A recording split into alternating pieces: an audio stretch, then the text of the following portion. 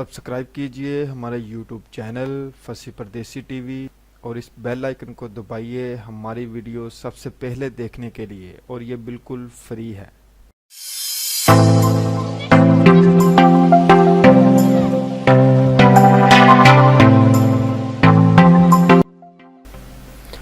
Saudi अरब सरमायाकारों को राग़िब करने के लिए ख़ुसूसी अहकाम। अस्सलाम वालेकुम, मैं हूँ फैसल परदेसी और आप देख रहे हैं फसी परदेसी यूट्यूब चैनल।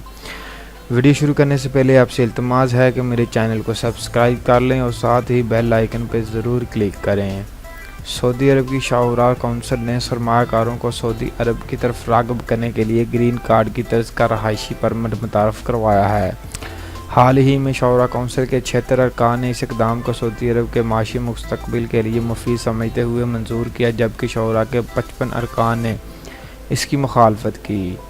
इस नए परमिट के ज़रिए सऊदी अरब तमाम तजर्बाकार सरमायाकारों को राग़िब करना चाहता है, जिसको सऊदी मीडिया पर बहुत मकबूलियत हासिल है। सरमायाकारों और रहायशियों के पास ये परमिट होगा, वो ना सिर्फ मज़दूरों और मेहनत कशों की भर्ती करवा सकेंगे बल्कि जायदाद और गाड़ी भी खरीद सकेंगे।